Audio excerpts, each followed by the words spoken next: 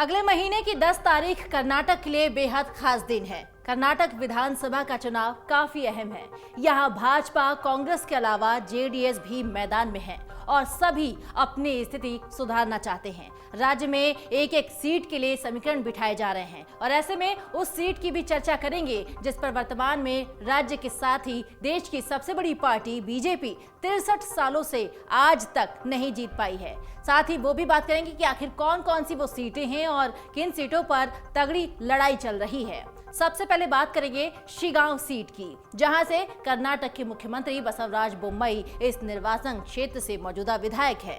लिंगायत मतदाता इस सीट पर निर्णायक भूमिका निभाते हैं।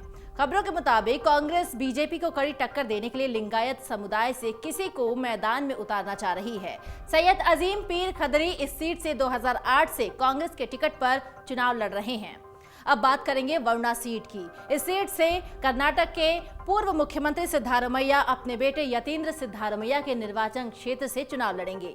पहले सिद्धारमैया इस सीट से चुनाव लड़ते थे, लेकिन 2018 के चुनाव में उन्होंने इस सीट को छोड़कर चामुंडेश्वरी और बादामी दोनों सीटों से चुनाव लड़ा था। बादामी से जीते तो चामुंडेश्वरी से हार गए थे। अब बात करेंगे कनकपुरा सीट की। इस सीट से कांग्रेस ने एक बार फिर अपने प्रदेश अध्यक्ष डीके शिवकुमार को मैदान में उतारा है। वो इस सीट से मौजूदा विधायक हैं और वोकालिग्गा के कद्दावर नेता हैं और इस नेता ने 1989 से इस सीट को बरकरार रखा है।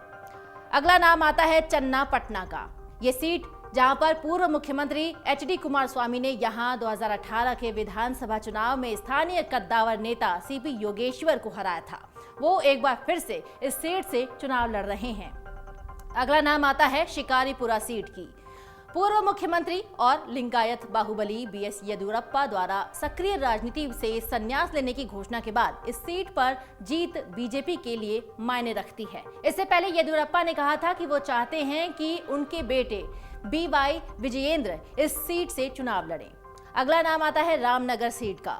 कर्नाटक के पूर्व मुख्यमंत्री एचडी कुमारस्वामी के बेटे निखिल कुमारस्वामी इस सीट से चुनाव लड़ रहे हैं। पिछले विधानसभा चुनाव में कुमारस्वामी की पत्नी अनीता कुमारस्वामी ने इस सीट से जीत हासिल की थी। निखिल 2019 के लोकसभा चुनाव में मांड्या निर्वाचन क्षेत्र से निर्दलीय सांसद सुमलता अंबरीश से अपना पहला चुनावी मुकाबला हार गए थे, जिन्हें भाजपा का समर्थन प्राप्त था। यह निर्वाचन क्षेत्र जदयू के मजबूत गढ़ में आता है। अब अगली सीट आती है शिवमोग्गा सीट। कर्नाटक विधानसभा का शिवमोग्गा सीट जिसकी काफी चर्चा होती है। यहाँ के विधायक ES ईश्वरप्पा ने भ्रष्टाचार का आरोप लगने के बाद मंत्रिमंडल से इस्तीफा दे दिया था।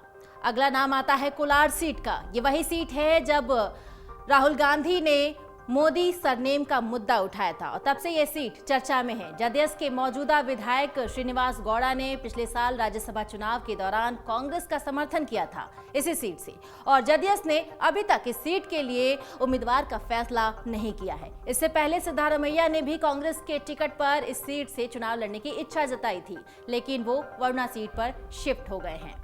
अगला नाम आता है हसन सीट की। इस निर्वाचन क्षेत्र को जदयू का गढ़ माना जाता है, लेकिन पिछले विधानसभा चुनाव में भाजपा के प्रीतम गौड़ा ने 13,000 मतों से ये भारी अंतर से चुनाव जीत गया था। जदयू के संरक्षक HD देवगौड़ा के परिवार में कलह चल रही है और उनके बेटे HD रेवन्ना ने कथित तौर पर अपनी पत्नी को सीट से निर्दलीय उम्मीदवार के रूप में खड़ा करने की धमकी दी है अगर पार्टी ने उन्हें टिकट नहीं दिया। मंगलुरु सीट की बात करेंगे। विधानसभा में उपनेता और कांग्रेस के वरिष्ठ नेता यूटी खादर अली फरीद इस सीट से चुनाव लड़ रहे हैं। मंगलुरु दक्षिण कन्नड़ जिले के अंतर्गत आता है, जिसे भाजपा का गढ़ माना जाता है। यूटी खादर अली इस क्षेत्र से एकमात्र कांग्रेस विधायक है। इसके अलावा सभी की निगाहें कर्नाटक विधानसभा चुनाव में चिकमगलुरु, कोराटागेरे, बल्लारी सिटी, विजयपुरा, गंगावती, देवनहल्ली, कोकक, सोरबा और मांड्या जैसे कई अन्य निर्वाचन क्षेत्रों पर होंगी। कर्नाटक में कुल 224 विधानसभा सीटें हैं और सभी राजनीतिक दल चुनाव के लिए कमर कस चुके हैं। इसमें बात करें कर्नाटक के बल्लारी सीट की तो इस जिले की संदूर विधानसभा सीट की, तो जहां पर बीजेपी 1957 से कभी भी चुनाव नहीं जीत पाई है। एक बार तो बीजेपी ने जिले की बाकी सभी सीटों पर जीत हासिल कर ली, लेकिन संदूर का किला अभी तक भेद नहीं पाई है। ये सीट कांग्रेस का गढ़ माना जाता है। कांग्रेस के इस गढ़ में कमल खिलाने के लिए बीजेपी ने पूरी तैयारी कर ली है और इसका मास्टर प्लान भी बीजेपी के चाणक्य कहे जाने वाले अमित शाह ने खुद तैयार किया है। 23 फरवरी को ही अमित शाह ने बेल्लारी के संदूर विधानसभा क्षेत्र में रैली को संबोधित भी किया था। बेल्लारी जिले में कांग्रेस और बीजेपी के बीच तगड़ा मुकाबला रहता है। जिले में 9 विधानसभा सीटें हैं और वर्तमान में 5 सीट कांग्रेस के पास है, जबकि 4 पर बीजेपी के विधायक हैं। वहीं साल 1978 में हुए कर्नाटक विधानसभा चुनाव के बाद ऐसा पहली बार होगा जिसमें मुस्लिम मतदाता सरकार बनाने में मुख्य भूमिका निभाते नजर आ रहे हैं।